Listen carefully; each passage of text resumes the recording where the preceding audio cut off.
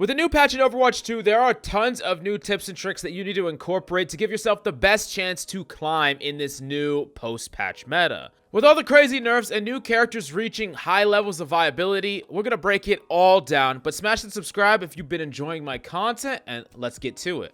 Now, the first thing that we need to talk about is tanks, how to use them, how to punish them, and specifically Zarya. Now, Zarya is going to have less bubble uptime. Her bubbles don't last nearly as long, and of course, they have a higher cooldown, so she'll have less bubbles throughout the course of a game. But when Zarya is full charge and she's coming at you with a bubble, it's going to feel like the exact same Zarya. It's very important that you're still respecting a Zarya's value, and you don't think that just because she's nerfed, she's all of a sudden useless, because a good Zarya will still be able to reach a ton of potential on this character. Now keep in mind though that if you bait out bubbles, it's going to cost Zarya more because she's going to have less of those. So if you could put a little bit of damage into a Zarya to bait it out and then go focus on something else, that could be a great way to make the Zarya waste her bubble and not get any value. Now as a general tip to shut down Zaryas, remember that if a Zarya is relying on her bubble to basically protect her and her positioning is completely out of whack, you can just break the bubble and kill her. A lot of people are afraid to shoot bubbles ever, but if you're going to punish the Zarya's positioning, don't let that bubble be invulnerability and punish that Zarya for being overly greedy. Now, the next category we got to talk about is DPS, how to shut them down and how to pop off with them. Now, I've been VOD reviewing a lot of DPS players, and something consistent that I've been seeing is poor mechanical skill. But to help you level up your aim, we have the sponsor of this video, One Click Mouse. Now, One Click wanted me to showcase their new Aspire Pro mouse that is designed for competitive FPS players by some top level coaches. And I flat out told them that they could send me the mouse, and if I didn't like it, I would not accept the sponsorship. But after utilizing it for quite some time, I was very impressed with the quality of the mouse. It's incredibly lightweight, uses high quality paracords, and in addition to that, has a next gen sensor. All of it combines to make a really competitive mouse that I personally really enjoyed using. Go check out the Aspire Pro right now in the description down below.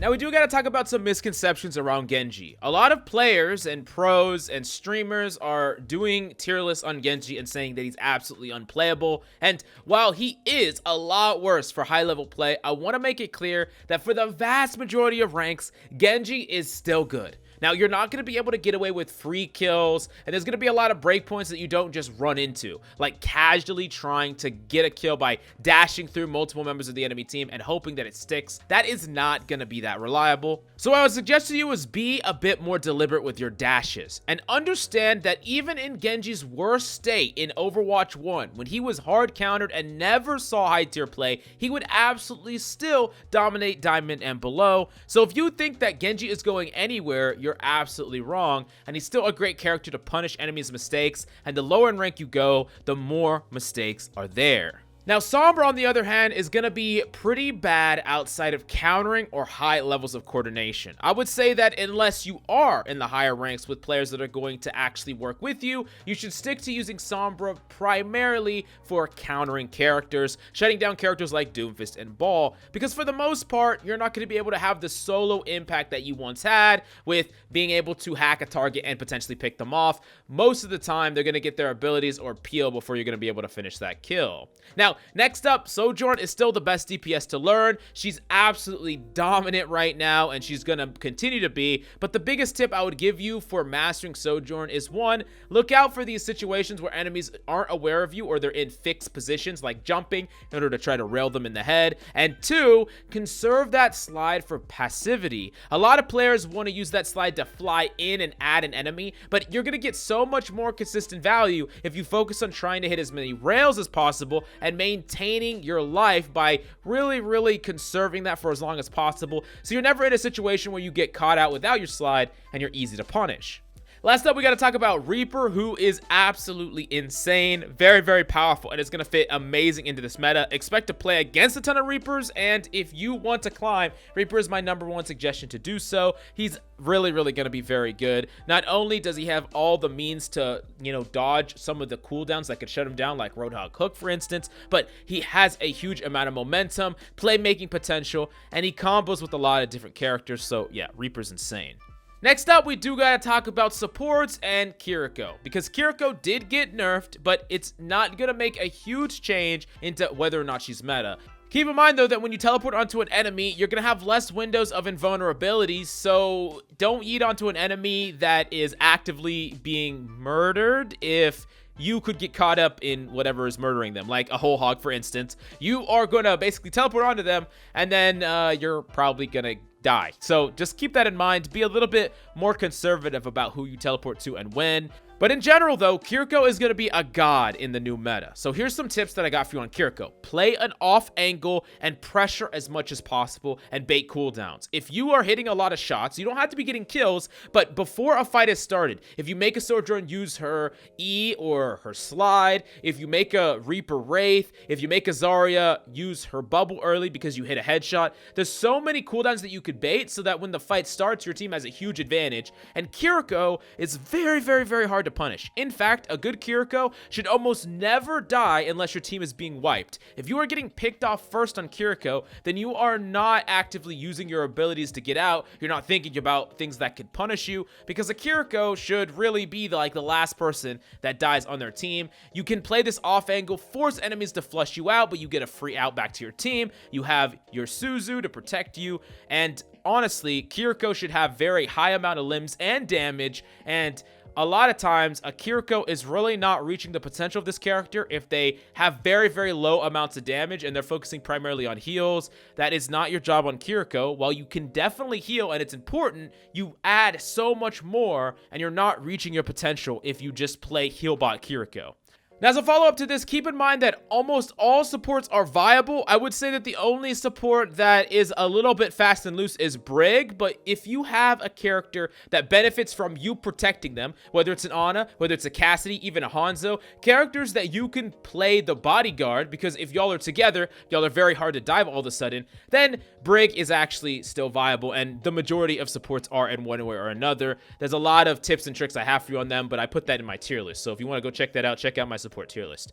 Now, moving on to some generalized tips that you could incorporate into your games to get more wins post-patch. The first thing is adapt to your team. A lot of times players will have a pretty flexible hero pool. They won't have a huge one, but they'll typically have, 3 or 4 characters that they primarily play. And while you could definitely get value playing a character no matter what your composition is, if you're good enough, oftentimes going against the grain is going to make it way harder. And this is why if you're, say, a Genji one-trick, some games are going to be super easy and some games are hard because you're going up against different enemies and your composition doesn't work as well. Like a Genji playing with dive is going to work intrinsically better than a Genji playing with, a Sigma that is just trying to poke from range. So let's take this example. Let's say your hero pool is Cass, Genji, and Widowmaker. These are the characters that you play. Now, if you have a Winston, you want to be able to do immediate damage either in following up the Winston or allow opportunity for the Winston to make a play. So a character like Genji or Widowmaker that can provide instant damage and value either going in or from afar are great to pair with a Winston, but a Cass, not so much. Cass doesn't really fit very well into Winston because Cass wants to play in this middle ground where Winston doesn't create the space protecting him on the front line, nor can Cass follow up during a deep dive by the Winston. So while you could play a Cass, if you have other characters in your hero pool that line up better with the Winston, maybe play them instead.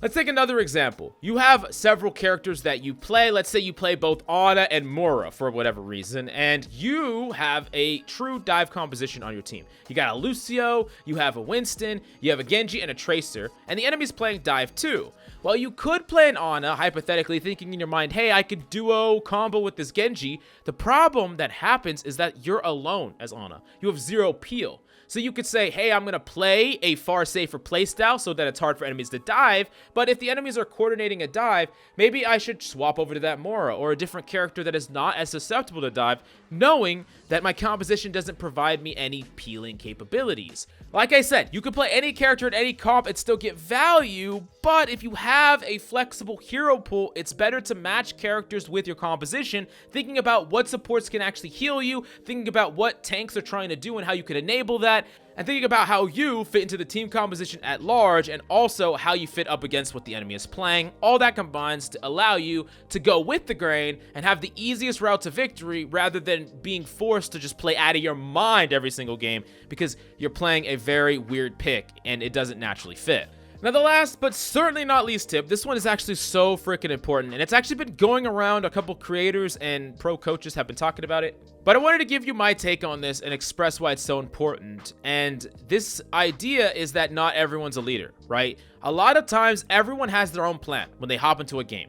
You want to do this, and your teammates want to do that, and everyone is doing their own thing. Everyone has a plan, and no one does each other's plans. Like when you're in a game and you see your monkey dive in and die, do you think that he wanted to feed intentionally? No, he probably thought in his mind, if I do this and my team follows up, this is gonna happen. But y'all are not on the same page. Everyone on your team is on a different page. And when 5 people do their own thing, it's madness. So instead, sometimes you need to follow the leader. Even if you're normally a leader yourself and you wanna make your own plays, if you just go with whatever plan your teammates have. It could even be a bad plan, but a bad plan that everyone is following is a strategy. It could be a bad strategy, but a bad strategy is way better than madness, which is 5 people doing their own thing. This is why in scrims, things are way different, and a lot of people love it better because leaders and followers are defined roles. No one is just given that randomly. But in ranked, you often, unless you're communicating a lot and the team is following your lead and everyone is talking, it's better to just look and see what your teammates are doing and try to do whatever they want you to do. Be what they would want you to be.